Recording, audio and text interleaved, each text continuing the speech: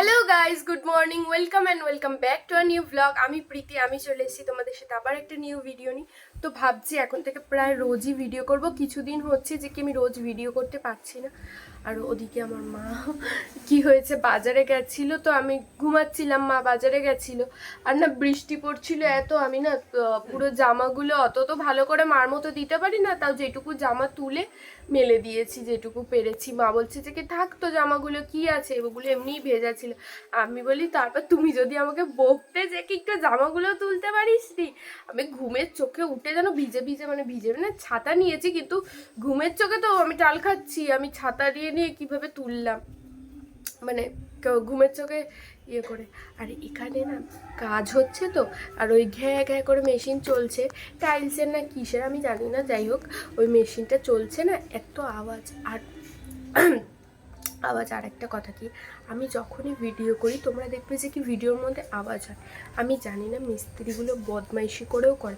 আমি যে ভিডিওটা এর আগে কিন্তু আমি অনেকবার ভিডিওটা তোমার করার ট্রাই করেছি, তোমাদের সাথে ইন্ট্রোটা দিচ্ছি বলে তোমরা বুঝতে পারছো, কিন্তু এর আগে আমি অনেকবার ইন্ট্রো দেওয়ার চেষ্টা করছি, ঠিক তখনই ঘ্যাঘে করে চালু হয়ে যায়। আর তারপর যে বন্ধ করে দিচ্ছি হয় না। মানে এত বদমাইশ এইখানে যারা কাজ করছে, খুবই বদমাইশ। তো বদমাইশ কি বলবো, দেখো আমি সত্যি কথা বলছি, যেগুলো মিথ্যা না সেগুলো তো আমি বলতাম না, মিথ্যা হলে সত্যি বলেই আমি বলতে পারছি। এরকম বদমাইশি করে কি করবে আমাদের এইখানটা, তো তোমরা জানো যে কি, যে জল হয়ে গেছে এখন, খুব প্রবলেম হয় আমাদের একটুখানি। এই জায়গাগুলো জঙ্গল না জল হয়ে গেছে, একটু জল হয়ে গেলে নোংরা জল গন্ধ গন্ধ। এবার ওনারা কাজ করছে, তো ওনারা যখন উপর থেকে কিছু ফেলে, ফেলতেই পারে, তাদের বাড়ির কাজ হচ্ছে, হতেই পারে, কিন্তু উপর থেকে যখন কিছু ফেলে তখন তো একটা মানুষ বলে যে কি আমরা ওপর থেকে এই জিনিসটা ফেলছি, আপনারা জানলাটা বন্ধ করে দিন। তো এটা মানুষ তো বলতেই পারে না, এটা তো এটা কি আছে এটা না বলে।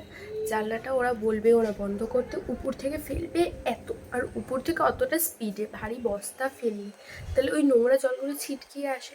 আগের দিন মানে কিছুদিন আগে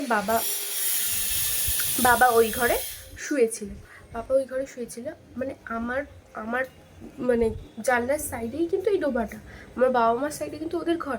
মানে এত জোরে উপর থেকে বস্তা ফেলেছে প্রেশারে, যে এই জলটা গিয়ে আমার বাবা বিছানায় শুয়েছিল ওই ঘরে ছিটকিয়ে গেছে, মানে বাবার গা ভিজে গেছে, এই সাইড ফাইড পুরো ভিজে গেছে। তো ভিজে গেছে মানে কতটা জোরে। আর সেদিনকারে কি হয়েছিল, আমি ঘুমাচ্ছিলাম যেহেতু আমার জানলাটা বন্ধ ছিল, তাহলে ভাবো যদি আমার জানলাটা খোলা থাকতো, পুরো বিছানা নোংরা জল, এগুলো তো কত নোংরা জল, পুরো নোংরা জলে বিছানাটা ভিজে যেত এরম করে। তারপর কী করবে, উপর থেকে ধুলো ফেলবে, তো ফেলতেই পারে, তাদের বাড়ি কাজ হচ্ছে, কিন্তু উপর থেকে যখন ধুলোটা ফেলছে তখন তো বলবে যে কি জানলাটা বন্ধ করো। উপর থেকে ধুলো ফেললে ধুলোটা কি কোনো পাথরের জিনিস যে নিচে এসে পড়বে, ওটা তো ছড়িয়ে যাবে, ছড়িয়ে গিয়ে ঘর। এটা অনেকবার হয়েছে আগে, আমি মাকে বলেছিলাম যে মা দেখো ওনারা এরকমভাবে ফেলে, পুরো বিছানায় জল পড়ে যায়, নোংরা জলগুলো আসে। মা বলছে যে ছাড় বাদ দে, লোকের বাড়ি কাজ হলে এরকম একটু হয়। তা নেক্সটবারও ওরকম মা শুয়েছিল, ওরকম একদিন হয়েছিল, বাবার মতো মারও একদিন হয়েছিল। তখন মা কী করেছে, যে মা তখন বলছে দেখবো যে কে ফেলে, ও মা বা ফেলে আর তাকায় না, মানে ফেলে ঘাপটি দিয়ে চুপ করে থাকে, মানে এত বদমাইশি।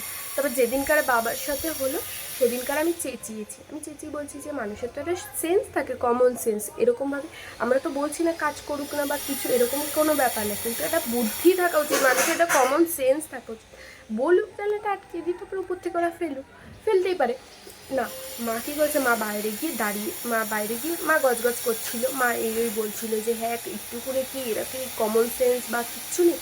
তখন মা বলছিল যখন, এবার ওরা না বেরোচ্ছে না, তো একজন কী করেছে, চুপটি করে উঠে এরকম করে দেখছে, একজন উঠেছে, মা বলছে তোমরা কী গো কাজ করো, ঠিকঠাক দেখে কাজ করতে পারো না। তখন উনি বলছে কি বৌদি আমি ফেলিনি বৌদি, আমি তো এইদিকে কাজ করছি, মানে ওনাকে হয়তো কোনো একজন বলেছে যে দেখ তো চলে গেছে কিনা উনি, তাই উনি এরকমভাবে উঠেছে। মানে এমন, মানে মানুষ কাজ করে যে বুদ্ধি থাকে না, আমার এইটুকুনো জানা নেই, একটু কমন সেন্স নেই, এই হলো বিষয়। আমার এত অসুবিধা হয়, আমার ভাই এসেছে।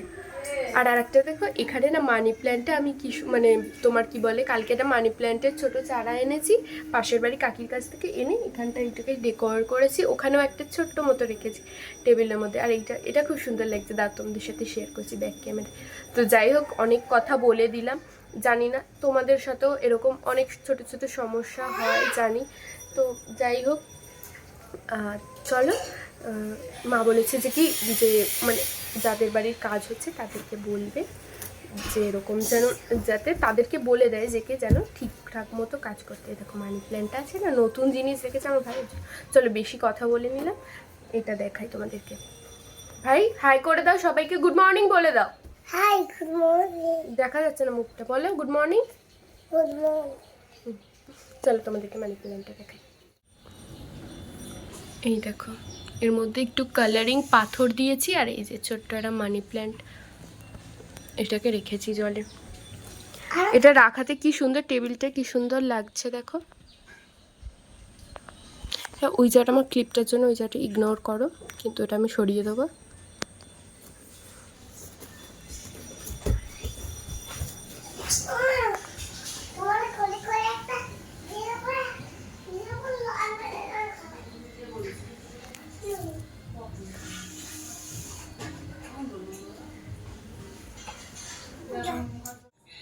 তো দুপুরে খাওয়া দাওয়া হয়ে গেছে, এই খাওয়া দাওয়া করে উঠলাম, বাবা হাঁপিয়ে যাচ্ছি যেন। তো যাই হোক, যেটা দেখানোর জন্য যে মাথায় তো আর এই কটাই চুল আছে, খুবই তো চুল পড়ছে, মানে একদম ন্যাড়া ন্যাড়া হয়ে যাবার একটু আগের পর, মানে একটু আছে, এরপর হলে পুরো মনে হচ্ছে ন্যাড়া হয়ে যাব। এখনও পুরোপুরি ন্যাড়া হয়নি, প্রচুর চুল ওঠে, মারও ওঠে, আমারও ওঠে। তো আমি আর মা ভেবেছি যে কি একটা হেয়ার অয়েল, মানে যেগুলো হোমমেড হেয়ার অয়েল যেগুলো বানায় সেগুলো মা এখন বানাবে। তো কি কি দিয়ে অ্যাকচুয়ালি মা তেলটা বানাচ্ছে তোমাদেরকে সবাইকে দেখাচ্ছি, চলো। মানে কি কি দেবে ওই তেলটার মধ্যে, চলো চলো। যেটা দেওয়া হচ্ছে এই যে ভিংরাজ, যেটা দেখবে তোমাদের আশেপাশে জঙ্গল ফঙ্গল থাকলে ওখানেই জঙ্গলে পাওয়া যায়। তো মা কালকে যেহেতু তুলে এনেছিল এর জন্য আজকে একটুখানি শুকিয়ে গেছে, তো এই ভিংরাজ দিচ্ছে মা। এখানে রয়েছে কারি পাতা, এখানে জবা পাতা, এখানে রয়েছে এটা কি যেন আছে না, ভুলে যাচ্ছি নামটা, থানকুনি পাতা, থানকুনি পাতা, এখানে তুলসী পাতা নিয়েছে, আর কিছু লাল জবা, আর এদিকে রয়েছে তোমার মেথি, কালো জিরে, দুব্বো, অ্যালোভেরা, পেঁয়াজ, আমলকি, আর এই যে কোকোনাট অয়েল। আমরা নিহারেরটা নিয়েছি, তোমরা যে যেটা নিতে পারো, বাট এইগুলো নিলেই ভালো। আর টিনের কৌটোগুলো যদি নিতে পারো, টিনের কৌটোর ওগুলো খুব ভালো হয়, যেগুলো থাকে, ওটা প্যারাশুট না কিসের হয়। তো এইগুলো দিয়ে তৈরি। তো তোমাদেরকে দেখালাম কি কি দিচ্ছে মা। তো দেখা যাক, এই তেলটা ইউজ করব আমরা। তো এই তেলটা ইউজ করলে যদি ভালো হয়, আই গেস আমি দেখেছি যতটা ইউটিউব বা বিভিন্ন জায়গায়, যে যতটা দেখেছি ততটা শুনেছি যে খুব ভালো হয়। তো তার জন্যই মা বানাচ্ছে। যদি এটাতে রেজাল্ট ভালো হয় অবশ্যই তোমাদেরকে রিভিউ দেব, যে না তোমরাও ইউজ করতে পারো। আর যেহেতু আমার মনে হয় ভালো হবে, কারণ প্রতিটা জিনিসই তো এটা হোমমেড, আর প্রত্যেকটা এখানে কোনো কেমিক্যাল জাতীয় তো কোনো জিনিস দেওয়া নেই না, আই গেস অবশ্যই ভালোই হবে। চলো তোমাদের সাথে পরে কথা বলছি। আজ প্রায় অনেক দিন পর মা একটা খুবই টেস্টি খাবার রান্না করেছে, মানে আমার ভীষণ ফেভারেট। মানে ভীষণ ফেভারেট বলতে কি, আমি বাইরের রেস্টুরেন্টে খাই বা কিছু, কিন্তু মায়ের মতো কেউ করতে পারে না এতটা টেস্টি। কারণ রেস্টুরেন্টে যতই হোক ওখানে একটুখানি মানে গ্রেভিটা পাতলা করে ফেলে বা কিছু, ওটা অতটা হয় না, কিন্তু মা যেইভাবে এত টেস্টি বানায়, মানে কি বলবো তোমাদেরকে দেখাচ্ছি কি জিনিস মা আজকে বানিয়েছে। আর সত্যি কথা বলতে আমার মা এত টেস্টি বানায় ওই জিনিসটা, যদি তোমরা কেউ খেতে চাও তাহলে আমার বাড়িতে চলে আসবে, ঠিক আছে?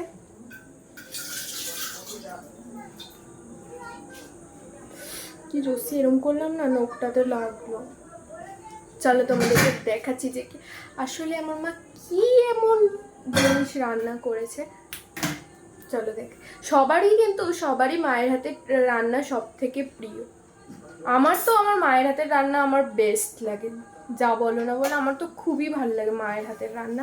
আমি মাকে সবসময় বলি আমার যেটা ভালো লাগে না, আমি তখন আসলে আমি অনেক কিছু খাই না তো, মাছ বলো সবজিটা তাও খাই, কিন্তু মাছ অনেক কিছু খাই না, তখন ওটা আমার ভালো লাগে না। যেহেতু আমার ভালো লাগে না বলে তখন আমি বলি না আমার ভালো লাগে, মানে আমার ভালো লাগে না। নাহলে আমার মা যা দারুণ রান্না করে, মানে আমার মা যখন বলে যে কি মা নাকি যখন বিয়ে হয়ে এসেছিলো তখন নাকি একদমই রান্না পারতো না, কিন্তু আমি ভাবি যে কি বলো মা তুমি, মানে এত সুন্দর রান্না করো, সে যদি বলে যে কি পারতো না যখন এত সুন্দর রান্না করতে পারে। চলো তোমাদের, আসলে আমাদের বাড়িতে প্রত্যেকেই রান্না করতে পারে, শুধু আমি, আমার বাবা আর দাদু ছাড়া, নাহলে সবাই রান্না করতে পারে।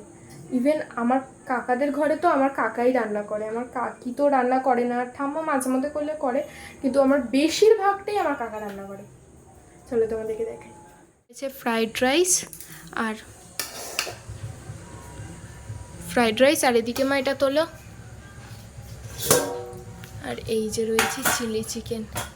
ও মাই গড, আমার তো এখনই লোভ লেগে যাচ্ছে, আমি কিভাবে কন্ট্রোল করব নিজেকে কে জানে। মা করছে রান্নাটা, কিন্তু আমি নিজেকে যে কিভাবে কন্ট্রোল করে রেখেছি, মানে আমার দেখেই এত টেস্টি মনে হচ্ছে এখনই খেয়ে নিই, কিন্তু এখন সন্ধ্যাবেলা এখন খাবো না, আমি একটু পর খাবো, কারণ একটু আগে চা খেয়েছিলাম, এত মাথা ব্যথা করছিল, চা একদিন না খেলে মাথায় যে কি ব্যথা করে আমি বুঝতে পারলাম যে কিভাবে আমার কি পরিমাণে চায়ের নেশাটা হয়েছে, আমি এখন বুঝতে পারছি। মানে আমার মাথা পুরো একদম ব্যথা হয়ে, মানে মাথায় তো টিপ করছে, ভাবছি যে কি এত মাথা ব্যথা করছে, তারপর বুঝলাম যে কি না ওই চা খাইনি এর জন্য, তবে চা করে খেলাম, এখন মাথা ব্যথা আর নেই। আর আমার মা নিজে রান্না করেছে তো, আমার মা খাবে না ফ্রাইড রাইস, চিলি চিকেন রান্না করেছে, আর বাবাকে বলেছে রুমালি রুটি আনতে, বাবা রুমালি রুটি এনেছে, বাবা ওই রুমালি রুটি দিয়ে খাবে। আমার মা এইসব পছন্দ করে না, চিলি চিকেনটা খায় তাও। আর বিরিয়ানি তো আমার মা গন্ধ সহ্য করতে পারে না, আমি যদি পাশে বসে খাই বিরিয়ানি, মা বলে যে তুই কী বিরিয়ানি যে খাস, আমার একটু গন্ধ সহ্য হয় না। মা তো বলে আমি ভাত খাচ্ছি না, মনে হচ্ছে বিরিয়ানি খাচ্ছি, মানে মা ঠিক করে ভাত খেতে পারে না ওদের, এই অবস্থা। মানে আমি ভাবি, মা বলে তুই বুঝবি না, তোরা বুঝবি না যে কি কেন বলি। তো চলো তোমাদের সাথে আবার পরে কথা বলছি। সো যাই হোক, পৃথ্বী এসেছিলো, পৃথ্বীকেও আমি পাঠিয়ে দিলাম ফ্রাইড রাইস আর চিলি চিকেন, যেহেতু মা করেছিল, ওদের দেওয়ার মতোও করেছিল, প্লাস ওদের আর আমাদের করেছিল যে ওদেরকেও দেবে বলে। আমি অনেক দিন ধরে মাকে বলছি যে প্লিজ মা আমার এই রিকোয়েস্টটা তুমি শোনো, তো তারপর বললো যে কি ঠিক আছে তোর আজকে মনের মতো করি। তো যাই হোক মা করেছে, পৃথ্বীকেও দিলাম, কারণ কোনো কিছু ভালো কিছু খেতে গেলে তখন ওর কথাটা মনে পড়ে, এর জন্য ওকে আমি ফার্স্ট দেওয়ার চেষ্টা করি যে না মা যদি ভালো কিছু করে তো ওকে আমি অবভিয়াসলি দেবো। আর এদিক দিয়ে আমার চুলে ক্লিপ খুলে যাচ্ছে। চলো বাড়িতে যাই। রাতের ডিনার হয়ে গেছে, এখন শুয়ে পড়বো। আজকে বেশ খাওয়া দাওয়াটা ভালোই হলো, মা খুব টেস্টি হয়েছে। রাইসটা শুধু একটুখানি আমাদের জায়গা, মা যেহেতু গামলাটা ছোটো ছিল বলে একটুর জন্য ওটা একটুখানি মানে তোমার লেগে গেছিলো, কিন্তু তাও মা করেছে, আমার ভালোই লেগে, মা যেরমই করুক। আর চিলি চিকেনটা তো জাস্ট হওয়া হয়েছে। পৃথ্বী তো ফোন করেছিল, ফোন করে বলছে যে কি বললো এত সুন্দর খেতে হয়েছে, পৃথ্বী ফোন করে আবার বললো। তো যাই হোক রাত্রি হয়ে গেছে, আর শরীরটাও বেশ ক্লান্ত লাগছে, এখন শুয়ে পড়বো, কারণ দুপুর থেকে একটুও শুইনি আজকে। তা আজকের মতো ভিডিওটা এটুকুই। ভিডিওটা ভালো লাইক কমেন্ট শেয়ার আর সাবস্ক্রাইব করে দিও, আর তাড়াতাড়ি জলদি যদি সাবস্ক্রাইব করো তোমরা, প্লিজ সাবস্ক্রাইব করে দাও আমার চ্যানেলটাকে, প্রায় অনেক দিন ধরে একই জায়গায় আটকে আছে। তো আজকের মতো ভিডিওটা এটুকুই, সকলকে tata and good night, by.